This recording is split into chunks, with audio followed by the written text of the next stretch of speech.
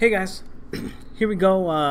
For those of you that are new to the channel or just happen to stumble upon it, I do breakdowns of upcoming fights. I look at old fights of each fighter and try to compare notes. Look at what tactics they use to score, what tactics they use to defend themselves, and we kind of talk and discuss. Higher level boxing, how to set up their punches, how each fighter goes about setting up their offense, how much danger they put themselves in when throwing these punches, and look for like patterns so that we can establish a way to figure out,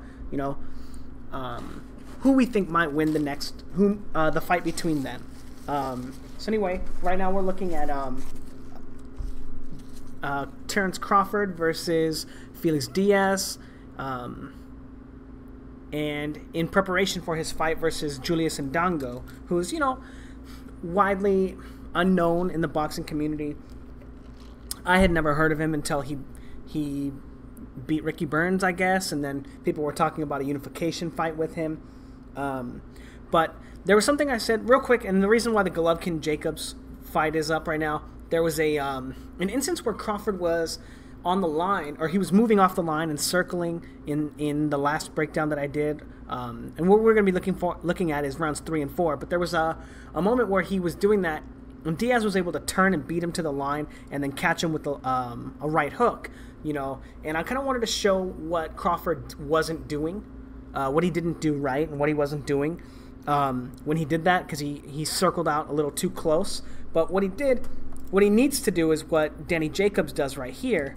If you watch Danny Jacobs, he wants to move, as you see, he wants to move to his left as Golovkin is cutting the ring off. So he throws a jab, or he throws like a hook and throws a jab and occupies Golovkin's guard and stops him from being able to mount an offense when Golovkin would beat him to the line, right? So he throws the first punch and he occupies him so he can circle out.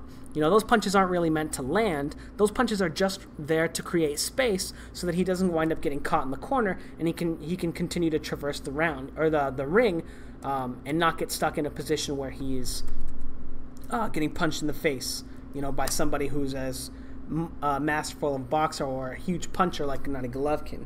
And that's one of the reasons why Crawford wind up getting caught with those shots. But anyway, we're going to go into the round 3 of Diaz versus Crawford.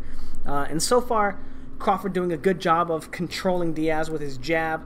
Not his jab per se, right? But controlling him with his lead hand more appropriately. That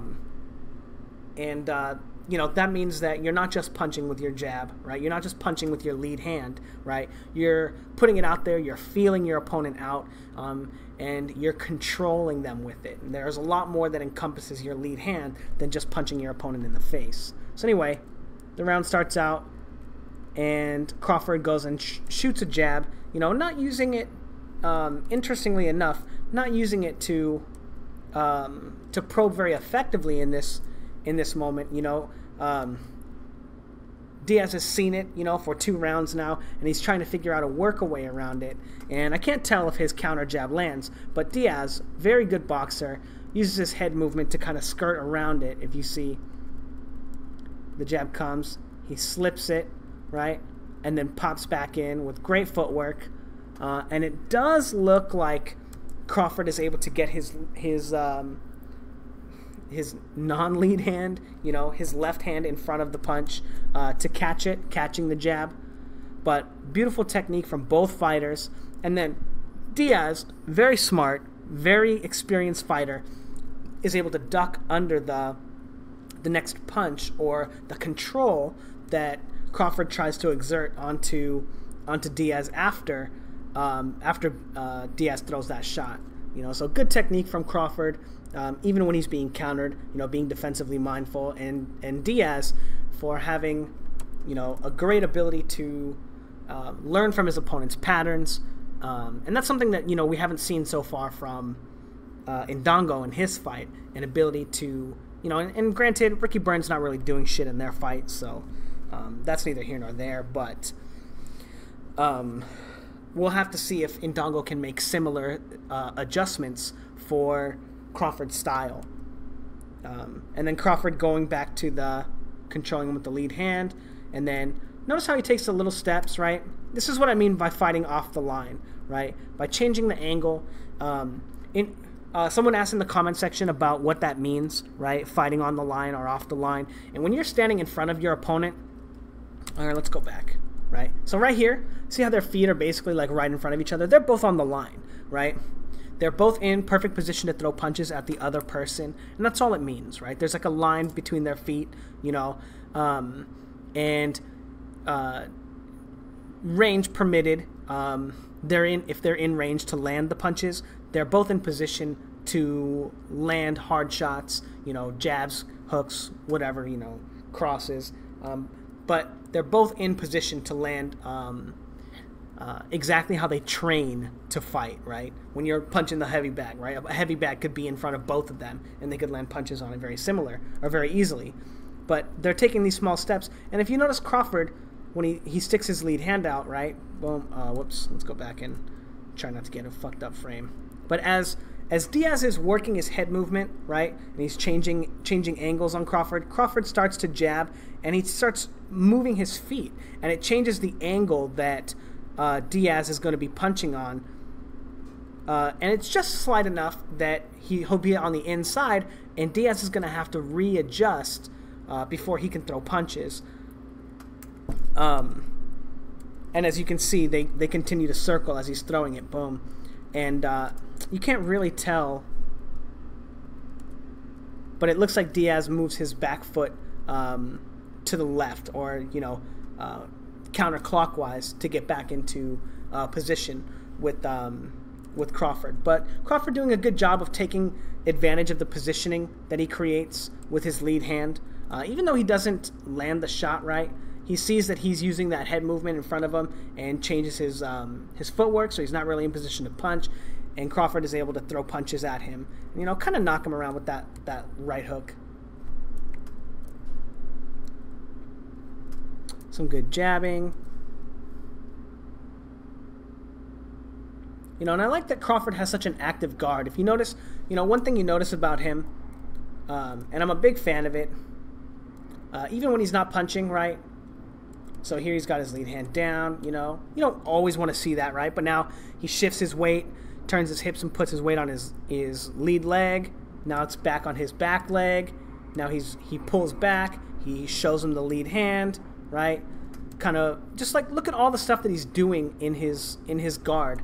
It makes it difficult for, even though he's not doing anything, right? He's not punching his opponent. He's able to keep Diaz thinking, because from each different one of these positions, he might be setting up a different punch. There might be a different punch that he could throw.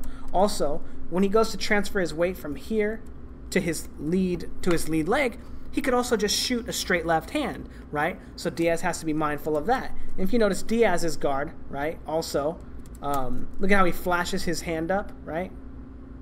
And he brings his hand up right as Crawford is switching weight. It's really important for him to also have an active guard and to be able to block these shots that could just fly off of his gloves. But anyway, getting back to the actual fight, controlling him. And Diaz feints him, ducks down under a possible counter. Crawford controls his head and then goes to shoot a jab and control his head some more. And Diaz stays down there and winds up eating an uppercut. My film quality for some reason is not the greatest, but so I can't tell if Diaz lands that shot. If you guys want to let me know in the comments section, I'd greatly appreciate it. But it does look like Crawford lands that uppercut, and beautifully placed, right? Controls his head, right? And then he sees that he ducks down with that the second control that he throws, and it's not a real punch, right? And he's able to land the uppercut. So great audibling from Crawford, but Crawford stays there, right? So he might actually get hit by that shot. I'm not sure. And it looks like he does get hit by that one. And then he goes to control Diaz. And I can't tell if that one lands either, right? But you don't want to be controlling your opponent with both hands, right? You do want to have one hand up and controlling them. It does look like that shot lands, that second hook. You know, maybe it doesn't. Crawford's shaking his head, and usually the announcers will say, that means he landed.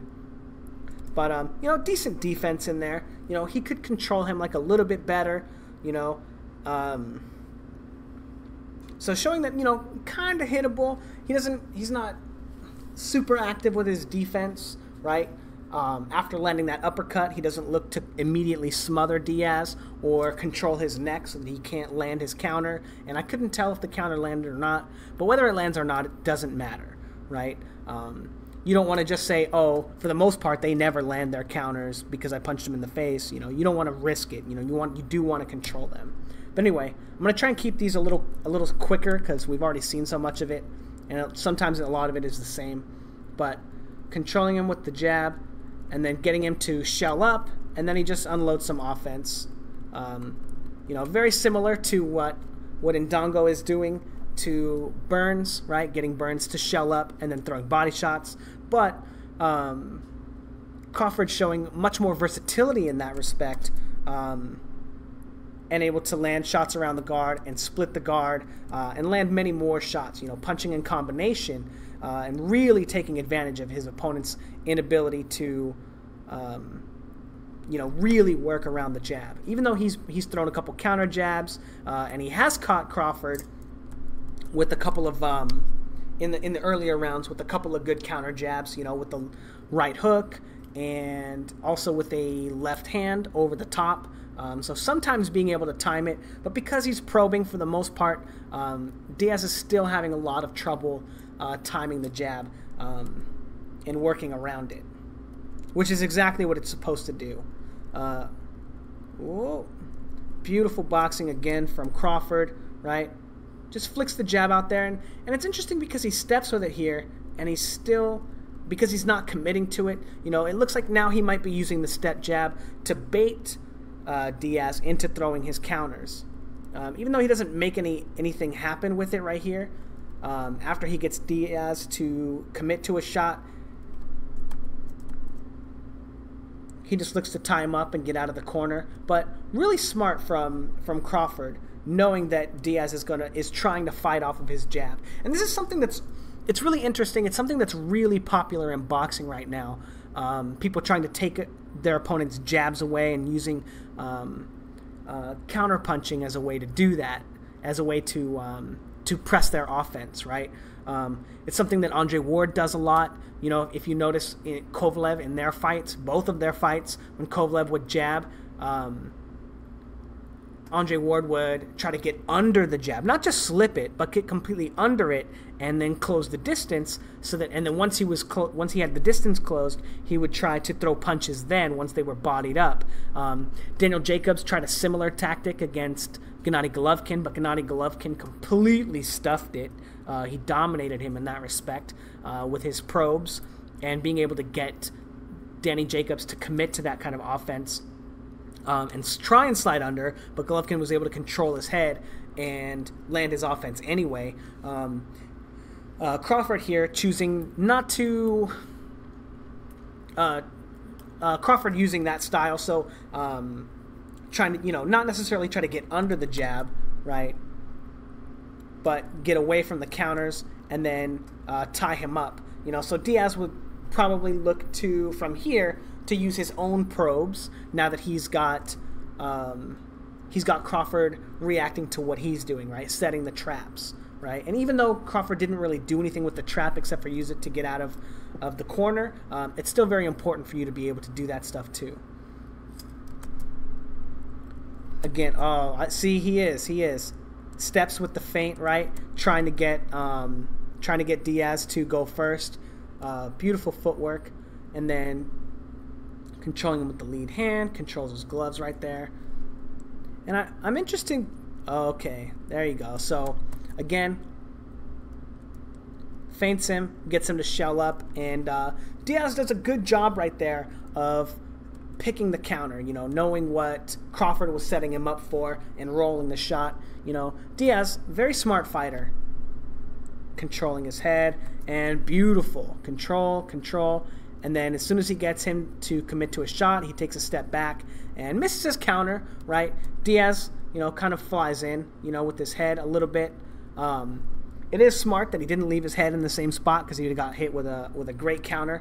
But beautiful boxing, and this is why you probe your opponent, right?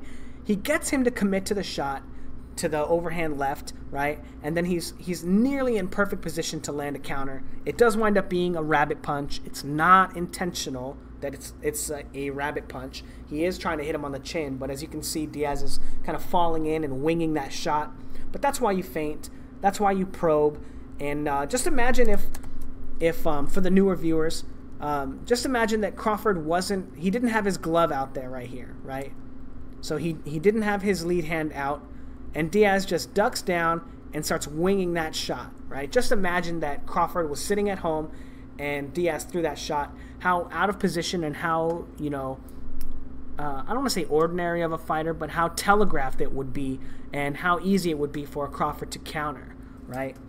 He does fall in on the shot and change the distance that the counter needs to land. So he stops him from landing the counter, like inadvertently, by falling in on his shot. But that's what probes do. They make your opponent go first, and they give you the opportunity, and they give your opponent the illusion that he's countering you, when really you're just setting your opponent up for those shots. Interesting. So as you can see, Crawford turns his shoulder. Look how square his shoulders are right now. And just as we were doing that, and then you could see them flip back, he's setting him up for that shot. Really interesting. I wonder what Diaz is doing that makes him think that he can get him with it. Maybe he was expecting another jab right there. Crawford was. But it works. He leads with the left hand. And normally, you say you don't want to see a fighter do that, right? But because he's led so many of his attacks with his probing hand, right? It's kind of got Diaz looking at that and trying to counter that. And I think he kind of gets complacent. And Crawford is able to easily land that straight left hand. Boom. Now, breaking it down further, decent offense from Crawford. Changing the pattern, the rhythm up on him. But notice how he doesn't control Diaz after he's throwing these punches. I think he does a better job of it later, right? He just takes a step back, looks for another counter when Diaz tries to counter, turns his head out a little bit, but he lets go of the control, and I can't tell if that punch lands. It doesn't really matter. Oh, walks him into a big uppercut though. It doesn't really matter whether Diaz is landing his counters. What's important is whether or not Crawford is doing what he's supposed to be doing, right? Maybe he thinks he has the advantage and Diaz is not going to be able to land those shots. We've already seen Diaz land those shots, land those counters and stuff. So we know he's capable of it. But this is beautiful. Walks him right into that uppercut. Beautiful boxing right there. And maybe that's why he's not controlling him, is because he wants him throwing punches, right? Yeah, it does look like that right hand lands on Crawford's face. So, and that's a product of him not controlling Diaz, like I said. But he does walk him into a great shot. And then, casually just walks out, not controlling Diaz. And that was another opportunity that Diaz possibly had to score.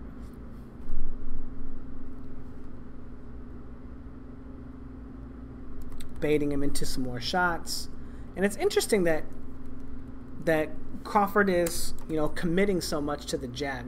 We already seen him get him to bait him just with the probe, and even just baiting him with stepping in and not throwing a punch.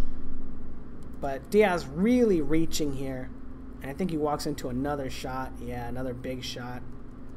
So Crawford doing a good job of, even though that was, a little bit risky of a feint. He knows that, like I said, he knows that Diaz is trying to fight off of his jab and counter his jab and take it away because it's been such an effective weapon. So he's got him reacting to what he's doing, and he gets him to just fly out of position and walk into a bunch of shots. Very smart from Terence Crawford, although I don't think he has to commit to his jab as much as he is in those instances.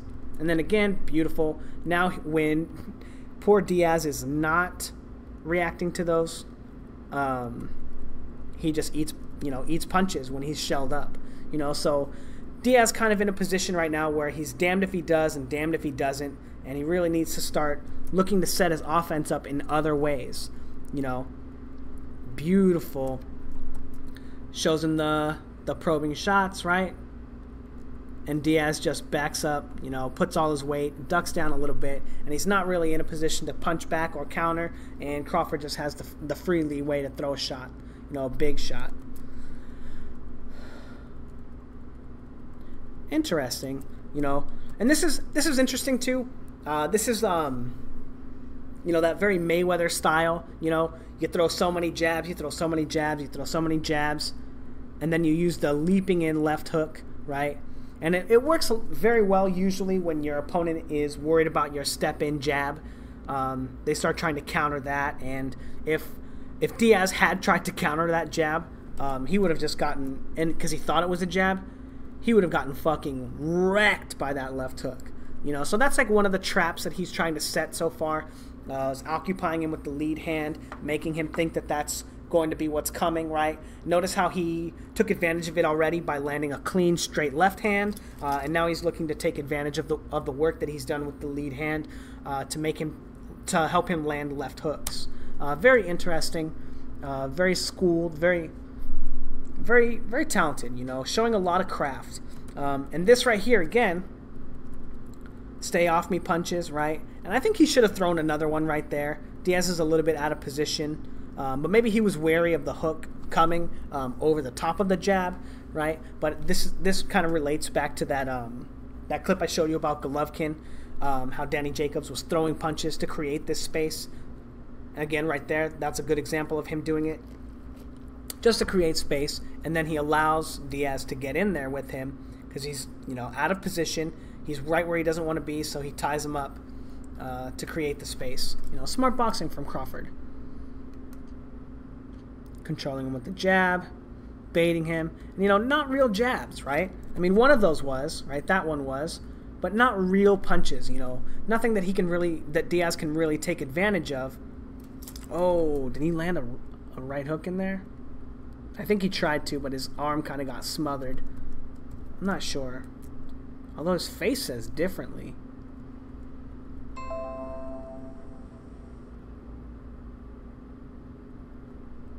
It doesn't look like it landed. No, I don't want to delete my previous version of Windows. Stop. Sorry. I get a little distracted sometimes by the shit that goes on around me. But anyway, again, you know, and this is what happens when you, it's just like a crappy feint. He's out of range. Does he land another punch after that? So he gives him the right feint, right? Throws the left. And then wings his right hand as he's jumping in. I can't really tell if it lands. We're not going to try to break it down at all, but, you know, Diaz showing that he doesn't really have the skills to set his punches up or to be able to fight around Crawford's jab, so he's just falling behind in the scorecards. And it'll be interesting because Indongo has a really active lead hand too, although he doesn't have the skill to take advantage of it, the skill that he doesn't have as much skill as Crawford does to take advantage of it. It'll be interesting to see where Indongo goes with it. Gets him to shell up, and then beautiful uppercut, and then control him on the way out. You know, even just controlling him with the jab. Oh, beautiful.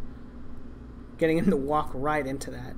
Look at how he just shifts all his weight to his front leg, and then as he shifts it back, Diaz takes a step back, or takes a step in, and he just walks him into that shot. You know, Diaz, you know, I think he's just kind of lost at this point. You know, he doesn't exactly know what to do about the jab, and now he's just walking into everything else because the jab is kind of, it's kind of owned him. You know, he doesn't, yeah, exactly. That's exactly it. It's just owned him. You know, Crawford could do a little bit more. Oh, I guess that lead left hand, I guess it only kind of lands.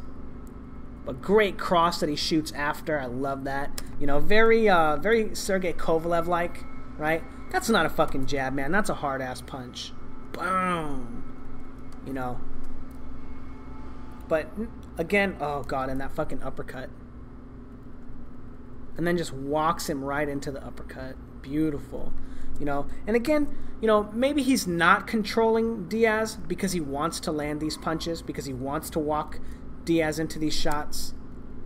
You know, as a coach, I would not advise that, because, you know, any of those punches might be the last one that you get to see in a fight, you know, especially with the fact that Crawford is not having a hard time landing his offense anyway, right? You don't really need to put yourself in a lot of danger or give your opponent the opportunity to land a big shot against you that could either win the round or change the fight, because he's having so much success. You know, he doesn't really have to sell out.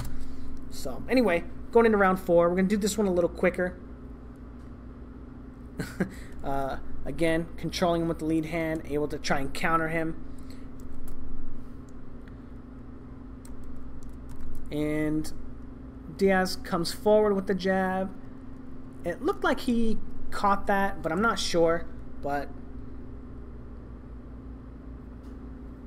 again, Diaz not really having any success with his offense. That might be a landed punch, but look at how telegraphed his shots are. You know, he slides in with his feint, right? Takes that huge step in, wings that body shot, and it does look like it lands, you know, which is good. That's fine. Puts himself in a lot of danger. Gives Crawford a lot of opportunity to counter him. But Crawford is, you know, doesn't really look like he's trying to counter him too much. He's countered a few things, but Diaz, you know, those kind of, like, you know, body shots, they're very few and far between. And for the most part, Crawford's jab is able to stop Diaz from even selling out to throw punches like that as often as he would like, or as often as he needs to actually win a round. Again, controlling him with the lead hand, right? Tap, tap. And then gets him to duck down and lands the right hand, but doesn't control him after, right? Boom. Tries to just completely take a step back. Then he does get his glove on top of his head, right? But both hands for some reason. And he kind of gets, you know, tagged upside the head by that wild right hook. Probably not a lot of power in it, right? It's not really the point. You don't want to just gamble on your opponent not having the power or being out of position or whatever. Because eventually, you know, we've seen Diaz take advantage of a few things that... What the fuck? Oh, the film gets kind of weird. 2 seconds get cut out. But we've seen Diaz pick apart some of the patterns that Crawford has shown him and land some shots. Fuck, I can't really tell what happens right there. Feints him. And I don't think it lands. I think it goes around his head. But Crawford not controlling him right here. And I think Crawford was trying to counter him right there, but wasn't expecting that wild right hook. But, you know, a decent job from Diaz. Rolls, gives him a roll. Probably makes Crawford think that a straight left hand is coming. And then he gives him the right hook instead. And Crawford's not really prepared to counter it, even though it looked like he was trying to counter him right there. Beautiful, too. Boom, boom. And how his hip position, the way that he uses his hips to walk around the ring. And I'm going to talk a lot about that when I do my own training videos. I'm going to talk to my friends and see when we get together next week if we can do some boxing training and stuff, and I'll talk about how important your hip placement is. But let's go back and... Whoops, too far. I'll talk about it just for a second. Maybe I fucking passed it. Oh, I didn't get there yet. Oh, right here. It was right here. But here, how he takes a step back and turns his hips, you know, his right hip, and then he turns his hip and he puts all his weight forward, right? And now his hips transition as he takes a step this way. He kind of looks like he falls a little bit off balance a little bit for a second there. But that's like one of the most important parts of like all of boxing is how you transition your weight and how your hips are able to turn and move. You know, punching, you know, and I'll talk about this more in detail in those training videos when I talk about technique and, you know, what you should and shouldn't be doing in boxing. But being able to move in the ring is one of the most important parts of all of boxing. Actually, it is the most important part. You know, punching is pretty secondary. But anyway, feints him.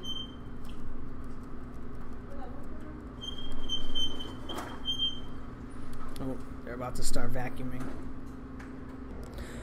Alright, I'm back. Like I said, you know, I record these videos when I'm at work and I got a little bit of downtime on my breaks. I don't remember what the fuck I was talking about, but whatever. Let's just go in. It's been like a half an hour since I recorded the last half of this video. But getting back into it, you know, interesting that you know, Crawford is letting him fight on the inside right here. Doing a good job of like controlling his arm, and you don't want to see the holding, you know. Ooh.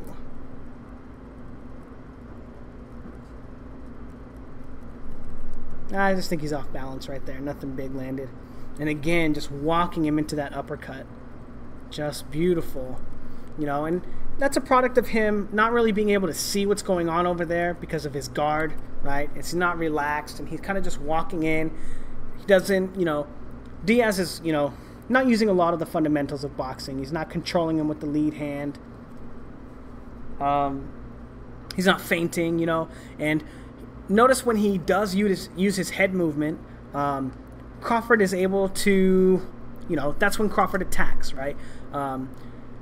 Diaz starts dipping, putting his weight on his right leg, then his left leg, and his right leg, and he's moving from side to side, and then Crawford starts pounding him with the jab, right? And, you know, just sticking it out there, controlling his head, making him think about it, and then he, you know, moves off the line, and then starts throwing that sweeping left hand or, you know, whatever. So Diaz not left with a lot of avenues of attack or ways to get it on the inside other than selling out and kind of walking into shots like this.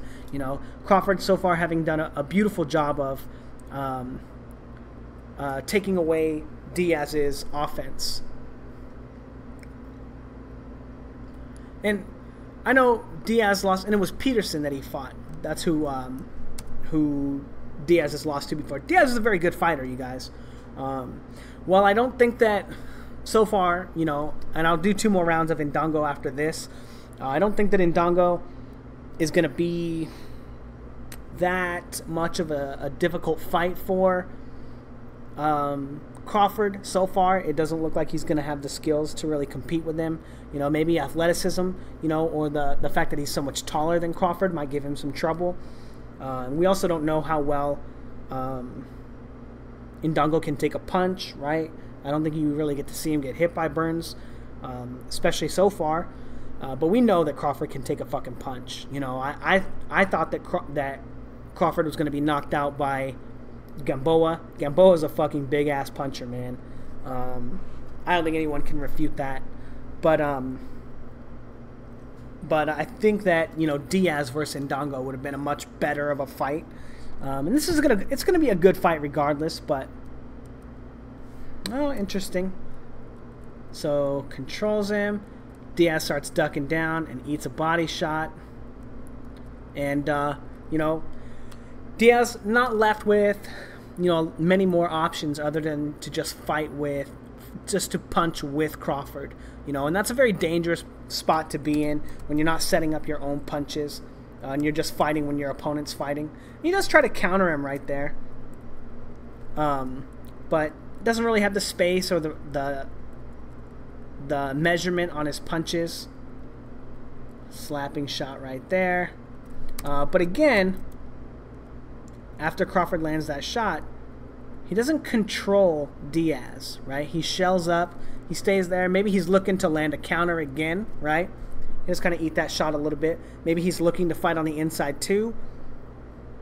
But he's not controlling him, and that might be a little worrisome. Indongo's, I'm not sure if Indongo's like a bigger puncher than Diaz or not. You know, I don't know how big of a puncher Indongo is at all, if he couldn't knock out Ricky Burns. But I don't know how tough Ricky Burns is either. I don't know. To be honest, I'd probably never watch a Ricky Burns fight again. I don't particularly think that he's like that great of a fighter. Interesting. I wonder if Diaz was anticipating that being a jab, that timing. If you notice, they do punch at the same time, right? Boom. And I think he was thinking it was going to be a jab.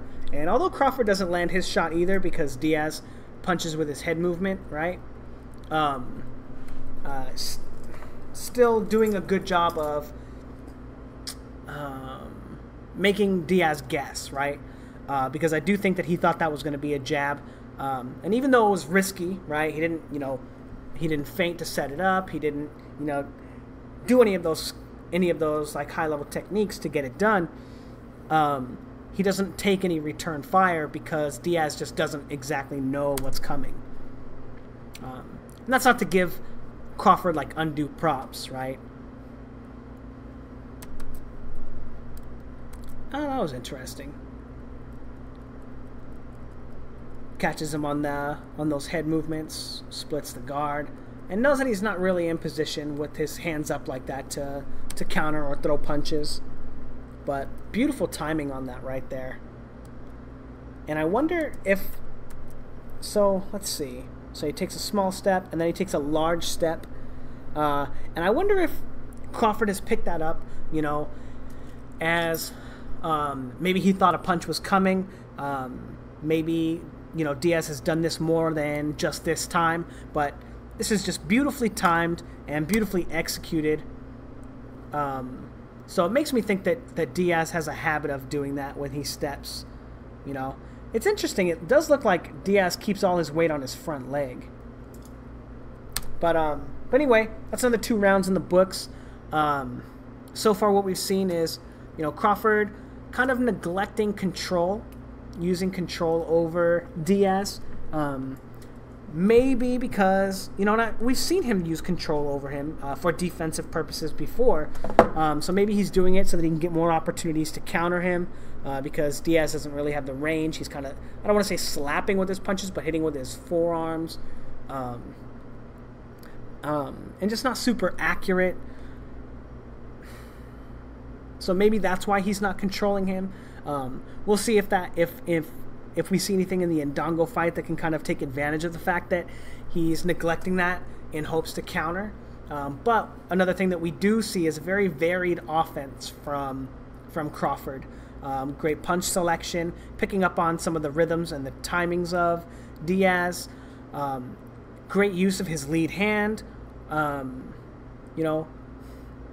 around, I give Crawford, a solid B for sure. Probably in the B+ range, as we've seen him use defensive control tactics. He could be like a little more active with it. I do think that he needs a little bit better of a defense, which is why I thought that a fighter like Gamboa would be able to punish him. And he did sometimes, catch him with some good shots. Just like Diaz here, former Olympian, gold medal Olympian, or gold medalist, has been able to land a couple of shots on him. Nowhere near as what he's been taking, but neither here nor there. Anyway, a lot of good stuff from Crawford for sure. I'm gonna do the Indongo, 2 more rounds of Indongo right now, and I think I'll have both of those videos up tonight. But let me know what you guys think in the comments below, and I'll get right to it. Thanks, guys.